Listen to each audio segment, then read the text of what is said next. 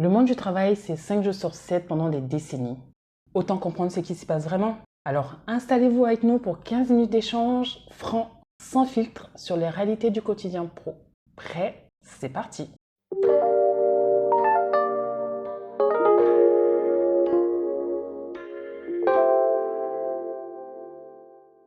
Salut Agathe, Salut Yann, comment tu vas? ça va et toi? Ça va très bien aussi, métro boulot dodo comme Bon. toujours. Très bien.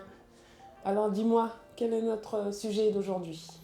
Alors aujourd'hui, je veux qu'on parle d'IA. Ah, C'est un sujet dont on aurait pu parler depuis, disons depuis longtemps, Oui. tellement c'est en vogue. Mais je pense que c'est le moment. Alors pense que pourquoi c'est tu le penses moment. que c'est le moment? Je pense que c'est le moment parce que aujourd'hui, d'un point de vue géopolitique, Oui, il y a des choses qui sont en train de se passer qui, si elles se concrétisent, peuvent pousser ce sujet-là à un niveau tout autre en ce qui concerne la présence en fait de l'intelligence artificielle dans nos vies quotidiennes et surtout dans le monde du travail. C'est vrai que là, c'est déjà présent. Tout le monde ne s'en rend pas vraiment compte et au vu de ce qui se passe là, alors tu mets trop de suspense là. Quelles sont les choses qui sont quelles sont les annoncées? choses qui sont annoncées? Exactement. Est-ce que tu as entendu parler du projet Stargate? Oui, un peu. Ok. Donc là, il y a Donald Trump qui est, qui est de nouveau président des États-Unis. Et entre toutes les mesures qu'il a pu prendre, il y a l'une des mesures en particulier qui est celle du projet Stargate, qui est de mettre, je crois, 500 milliards de dollars Waouh. Oui. dans l'intelligence artificielle, dans l'infrastructure d'intelligence artificielle. Oui. Voilà. Il y a aussi la dérégulation, une dérégulation particulière en fait, de tout ce qui tourne autour en fait, de l'intelligence artificielle. Donc ça, qu'est-ce que ça va faire? La dérégulation, ça va donner beaucoup plus de possibilités, en fait, beaucoup plus de flexibilité Oui. aux géants de la tech pour pousser leurs recherches, absorber les données des gens, entraîner leurs IA, rajouter des usages. Mais c'est pas Tout déjà ça. le cas aujourd'hui? Il y a beaucoup de choses, mais il y avait quand même des régulations, bon, de façon beaucoup plus en Europe qu'aux États-Unis, mais il y avait quand même une petite régulation que là, Donald Trump est en train de faire sauter. Donc, ça leur donne encore plus de liberté Oui. pour pousser encore plus loin les recherches qu'ils font. Donc, ça, c'est un point. Et l'autre point, c'est que dernièrement, j'écoutais un podcast de BFM Business, je crois qu'il s'appelle Culture IA, Oui. où aussi, parallèlement en fait, à cette annonce du projet Stargate, là, il disait que OpenAI, dont le CEO, allait présenter leur dernière technologie d'IA Mhm. à Donald Trump, à l'administration américaine en fait. Et c'est une technologie de super agent Alors IA. qu'est-ce que c'est qu'un super agent, Yann? Déjà, est-ce que tu sais ce qu'on entend par agent IA? Un agent IA. Oui, je pars du principe que l'agent IA permet d'automatiser les tâches. Voilà. Bon, disons Tout que de simplement. toutes les façons, on aboutit à la fin de l'automatisation. Exactement. Même si avec l'intelligence artificielle, ça va être de l'automatisation beaucoup plus poussée parce que l'outil qui automatise justement a une intelligence et donc est en capacité de mener des analyses un peu plus avancées, sortir des résultats beaucoup plus intéressants, beaucoup plus utiles Ok. à l'utilisateur final. Donc le super agent, disons que ça va être un agent plus. Je vais garder la définition Oui. qui avait été donnée dans le podcast, je paraphrase un peu. Mais en gros, il disait qu'un super agent IA, Oui. c'est un agent IA en capacité d'exécuter des tâches complexes que l'on confierait à un humain de niveau doctorat. D'accord. Doctorat, Ok. c'est le dernier niveau de diplomation en quelque sorte pour un être humain. En gros, Ok. quand on te dit que tu as un doctorat dans tel domaine ou sur tel sujet, ça veut dire que tu es un expert Oui. du sujet en fait. Oui, je suis d'accord. Donc si on commence à avoir des agents IA vraiment en capacité de traiter efficacement comme il faut des tâches complexes qui sont d'ordinaire destinées à des gens de niveau doctorat, Oui. qu'est-ce que cela veut dire pour nous? Aujourd'hui, on utilise tout ce qui est ChatGPT, Claude, Gemini. Là, ça va parce que ce sont plutôt des supports. Oui, voilà, c'est Voilà. des supports, on utilise, voilà, tu vas générer une image, Exactement. tu vas Disons que ça écrire un facilite email, le ça travail. facilite le travail. Ce sont des, comme tu dis, des supports, ils t'accompagnent en fait, ils boostent ta Exactement. productivité. Voilà. Voilà. Là, Et pour l'instant, c'est plutôt intéressant, pratique, parce que ça te permet d'avoir un travail de qualité. voilà. Mais là, tu me dis que les super agents vont être en capacité de réfléchir en fait comme l'humain, mais pas comme l'humain lambda. L'humain ultra plus. Donc là, comment on fait là? On va se mettre en concurrence avec l'IA? Comment ça se passe? On n'est pas tous doctorants, hein, excuse-moi. Bon, réfléchir, je ne sais pas. Tu as beaucoup de débats philosophiques sur oui, est-ce qu'ils y réfléchissent vraiment, nanani, nanana. Donc, réfléchir, je ne sais pas. Mais en tout cas, exécuter les tâches, ça oui. Mais là, tout de suite, par rapport à ce que tu me dis, le premier réflexe que j'ai, c'est de me mettre à la place d'un jeune diplômé, en fait. D'un alternant, quelqu'un qui veut apprendre au sein de l'entreprise. Ben, s'il n'a pas cette capacité-là d'apprendre, à quel moment il va acquérir son expérience, en fait? Là, tu te demandes s'il va avoir la possibilité d'apprendre. Oui. Moi, pour moi, la question, c'est plutôt qu'est-ce qu'il va devoir apprendre.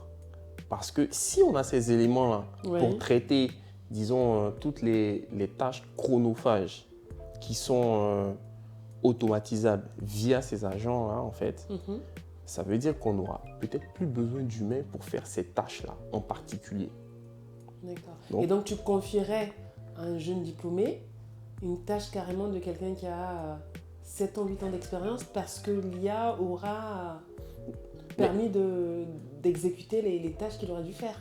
Mais tu définis, justement, là, tu définis les autres tâches par le nombre d'années d'expérience qu'il faut. Oui. Mais la formation elle-même aussi, déjà en amont, peut-être qu'elle va devoir complètement se transformer en fait. Exactement. Parce que si aujourd'hui on formait, disons, je sais pas, des développeurs ou des comptables pour exécuter certaines tâches et qu'aujourd'hui on n'a plus besoin d'humains pour faire ces tâches-là, ça voudra dire que le métier même prendra une forme totalement différente. Plus tard. Exactement. En fait, ça veut dire que l'aspect formation va devoir composer avec ce que l'IA fait actuellement et de proposer des formations autres qui seraient en binôme en fait, avec l'IA, si je comprends bien. C'est ça.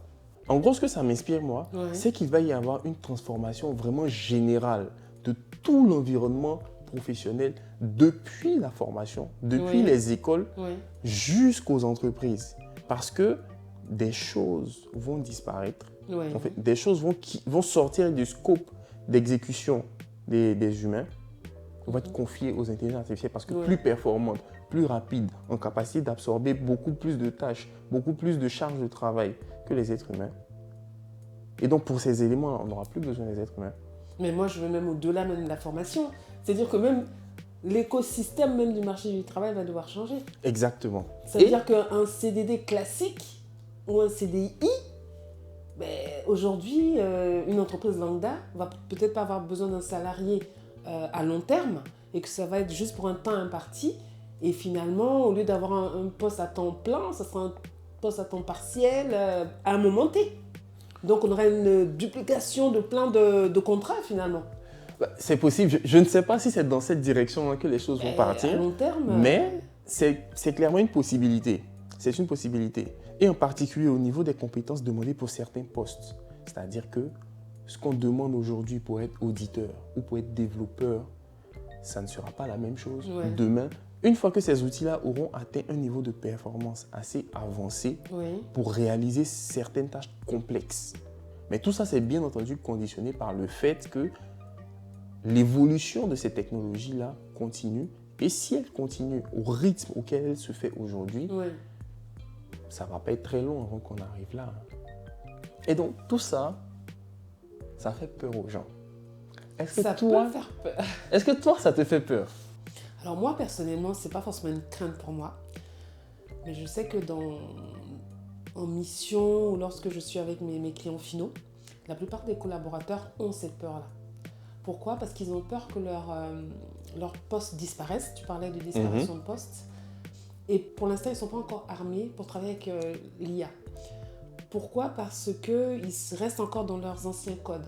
Et donc, ils ne voient pas l'IA comme un atout, mais comme une menace. Et souvent, la plupart des dirigeants essaient de faire comprendre à leurs collaborateurs que l'IA est plutôt un gage de qualité de travail, dans le sens où tu parlais de tâches répétitives. On n'aura plus ce volet-là de tâches répétitives, mais on attendra d'eux d'avoir un levier supplémentaire en matière d'innovation et de recherche. Donc, leur poste va devenir des postes de chef de projet où il va falloir coordonner les différentes actions répétitives. Là, on en parle pour un poste typiquement dans l'administration. Mais un poste manuel dans des usines en industrie, comment la personne ne va pas se sentir menacée en fait ? Si l'IA, la robotisation, fait un petit peu toutes ces tâches répétitives, qu'est-ce qu'il va apporter de plus dans l'entreprise en tant que personnel industriel ?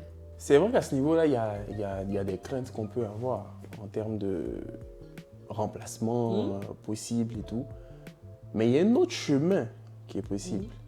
C'est-à-dire, plutôt que d'avoir des robots qui vont venir faire tout le travail, ça peut être des robots qui vont aider, comme des exosquelettes, des choses comme ça. Alors, c'est très bien que tu parles de l'exosquelette, Oui. parce que justement, j'ai un cas édifiant. Dernièrement, j'étais en mission chez un client industriel. Oui. Et j'étais face à des employés qui travaillaient de façon manuelle et vraiment dans la difficulté. Oui. Il fallait transporter des bidons vides, mais de façon assez répétitive. Oui. Donc, ces personnes-là travaillent dans cette usine depuis une dizaine d'années. Donc, typiquement, logiquement, elle a développé des codes, des façons de faire, de mouvoir son corps pour pouvoir travailler rapidement et de façon productive. Oui. D'accord ? En analysant cela, la direction lui a proposé un exosquelette. Donc quelque chose qui est censé faciliter et fluidifier son activité. Oui. Mais figure-toi que cette personne-là a refusé l'exosquelette parce qu'on s'est rendu compte qu'elle travaillait moins rapidement et qu'elle n'arrivait pas à se mouvoir comme il le fallait parce que son corps était habitué à l'activité sans exosquelette. Donc là, typiquement, on a un exemple que l'IA, en fait, a freiné l'activité. Là où l'IA peut justement être un atout, Oui. dans ce cas de figure-là, Oui. c'est que là, tu avais a priori Oui. un exosquelette qui n'était pas en capacité de s'adapter à son utilisateur spécifique. Imagine maintenant que tu es un exosquelette doté d'une IA entraînée et ajustée pour ce type de cas de figure-là. Et que cette IA-là soit en capacité d'apprendre en temps réel les habitudes de mouvement de la personne et donc s'ajuster, s'adapter pour justement pouvoir booster la performance de cette personne-là en réduisant le poids physique que la tâche a sur la personne.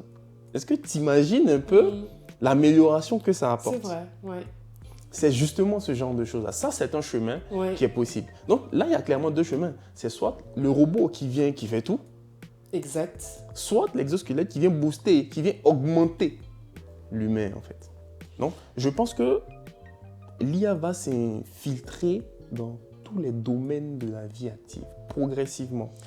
D'accord. Et qu'est-ce que tu fais des cas où on a des personnes qui n'ont pas forcément envie d'avoir cette logique-là de projet et qui aiment bien faire leurs tâches répétitives? Malheureusement, je pense qu'on n'aura pas le choix. On n'aura pas le choix parce que, justement, les entreprises vont aller dans cette direction à partir du moment où elles seront en capacité d'évaluer le gain que ces outils-là auront pour leur activité. Ça va quelque part s'imposer à nous. Aujourd'hui, par exemple, même dans nos téléphones, nos smartphones, les différentes compagnies introduisent l'intelligence artificielle qui est déjà même présente depuis longtemps. Jusque-là, c'est beaucoup plus visible pour tout le monde. Je suis d'accord, oui. On ne t'a pas demandé ton avis. Hein? C'est vrai. Donc, plutôt qu'en avoir peur, plutôt que les voir comme des menaces en fait, il faut s'y intéresser. Il faut accorder de l'attention à cet écosystème qui est en train de s'infiltrer partout, de sorte à comprendre Il ne s'agit pas de devenir expert. Hein. Il s'agit, par exemple, dans son propre métier, Ouais. essayer de comprendre comment les acteurs majeurs de ce métier-là introduisent ces outils-là dans le travail quotidien et comment ça impacte ce travail-là. Parce que dans quelques mois, dans quelques années, on n'aura pas le choix et on demandera aux gens déjà en poste, aux demandeurs d'emploi, aux étudiants, tout le monde en fait, d'avoir des compétences qui aujourd'hui n'existent pas. Il y a quelques années, le terme de prompt ingénieur, ça n'existait pas. Bien sûr. Dès que les LLM sont apparus, prompt ingénieur partout. Et donc c'est important, même si ça peut susciter des craintes qui sont légitimes, parce que les êtres humains ont une tendance à toujours partir vers le mauvais. C'est important de s'y intéresser, parce que c'est grâce à cela que plus tard, on sera en capacité d'être à jour et d'être adapté au monde du travail. J'espère que tout le monde a cette prise de conscience. J'espère aussi. Bon, je pense qu'on va s'arrêter là. On a parlé très longtemps. On pourrait discuter encore très longtemps. Je pense que ça conclut bien hein, ce qu'on vient de dire là. Intéressez-vous à ces sujets-là. Et là, peu importe en fait le type de personne, senior, junior, confirmé, tout le monde va être impacté à différents niveaux. Et n'ayez pas peur, le changement fait partie de la vie. Exactement. Merci de nous avoir écoutés. À bientôt.